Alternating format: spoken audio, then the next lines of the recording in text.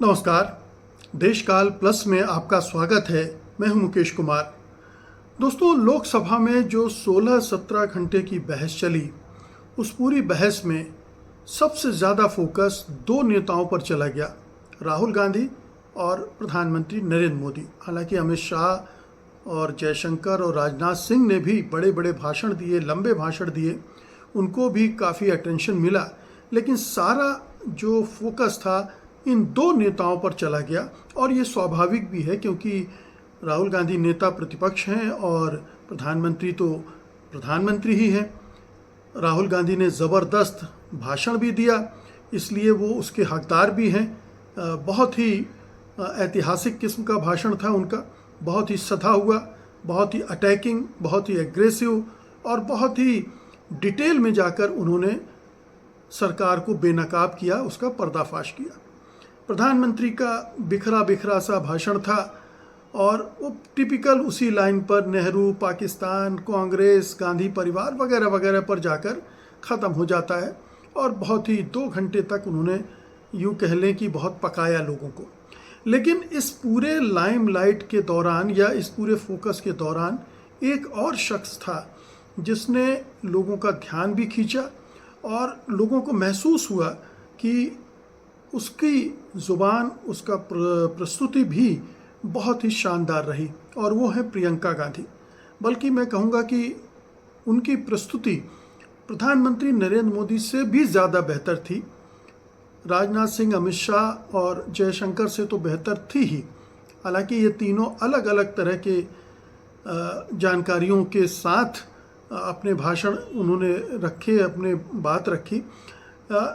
प्रियंका गांधी की ख़ास बात ये थी कि एक तो अगर गृह मंत्री अमित शाह को किसी ने ध्वस्त किया तो प्रियंका गांधी ने किया, क्योंकि वो पूरे अपने साथ आंकड़े लेकर आई थी अमित शाह के दावों को गलत साबित करने के लिए।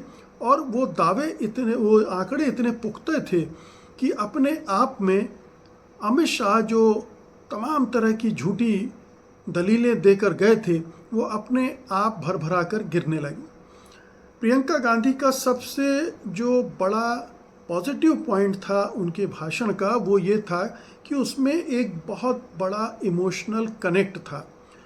उन्होंने शुरुआत ही पहलगाम में मारे गए लोगों से की, और वो अपने आप में तुरंत कुछ एक ऐसा कर गया कि पूरा सदन, विपक्षी दल तो साथ थे ही, लेकिन आप सत्ता पक्ष के लोगों के चेहरे भी देखते तो एकदम से खामोश हो गए थे।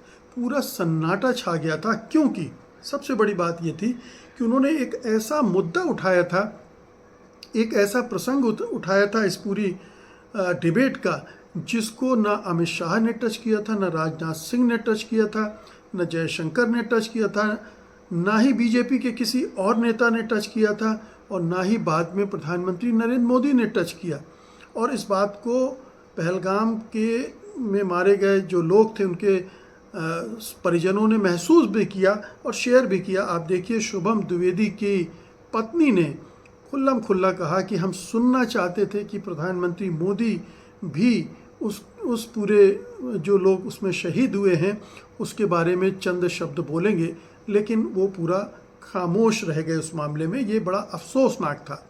लेकिन प्रियंका गांधी ने उसे अपने भाषण में पिरोया बड़े खूबसूरती से। शुरुआत वहाँ से की और अंत भी उन्हीं से की। उन्होंने सारे जो मारे गए वहाँ पर 25 भारतीय, जिनमें एक मुसलमान भी था, उन सब के नाम पढ़े बाकायदा एक एक करके।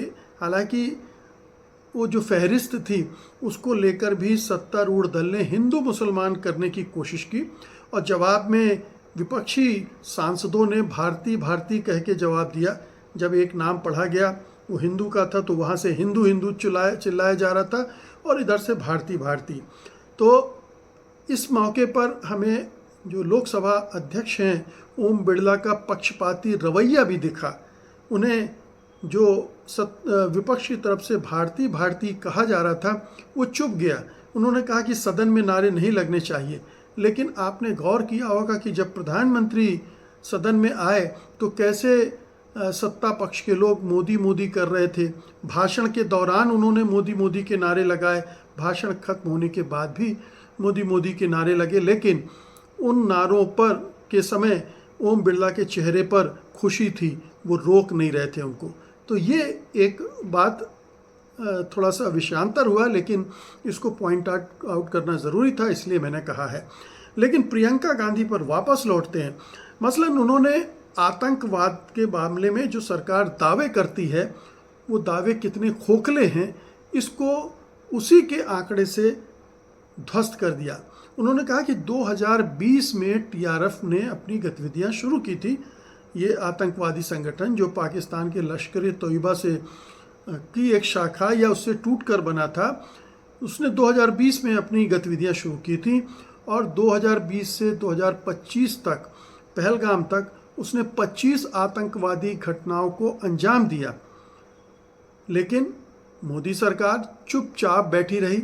उसने इस आतंकवादी संगठन पर पाबंदी लगाने की घोषणा 2023 में की और वो आतंकवादी संगठन 5 सालों से लगातार एक्टिव था, लेकिन सरकार उसका कुछ नहीं बिगाड़ पाई, उसको रोक नहीं पाई। और उसी संगठन ने जब बाद में इस पूरे पहलगाम कांड की जिम्मेदारी भी ली, तब समझ में आया कि ये टीआरएफ था। हालांकि बाद में कहीं से उस पर दबाव पड़ा होगा और उसने अपना नाम वापस ले लिया, ये अपना दावा वापस ले लिया, लेकिन ये साफ हो गया कि ये पाकिस्तान स्थित आतंकवादी संगठन टीआरएफ का खेल है। ये एक इस्टेब्लिश फैक्ट हो गया। लेकिन प्रियंका गांधी पूरी उन 25 वारदातों की लिस्ट लेकर आई थी। उसमें उन्होंने बताया कि 41 तो सेना और पुलिस के जवान मारे गए हैं इन घटनाओं में, जो टीआरएफ ने हमले किए हैं। उन हमलों में पुलिस और सेना के जवान मारे गए हैं, ये पूरी सूची उनके पास थी। तो इतनी ठोस तैयारी के साथ जब कोई वक्ता भाषण देने आता है तो फिर उसका तोड़ किसी के पास नहीं रहता। और इसीलिए आपने देखा होगा कि सदन में कहीं चूं भी नहीं हुई, उन आंकड़ों पर कोई सवाल भी नहीं उठा सका।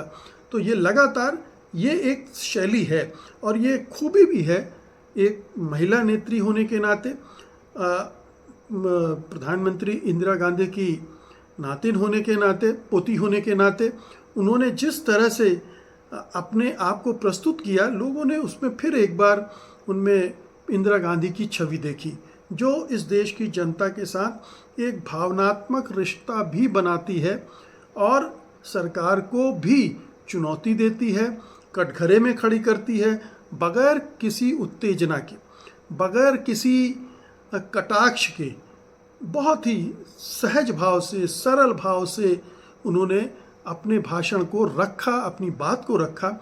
और ये रिमार्केबल है और निश्चित रूप से प्रियंका गांधी कांग्रेस के लिए एक बड़ी वक्ता बनकर उभर रही हैं लोकसभा में। और ये एक और चैलेंज खड़ा हो रहा है सत्तारूढ़ बीजेपी के लिए। बहुत बहुत शुक्रिया आपका, धन्यवाद, नमस्कार।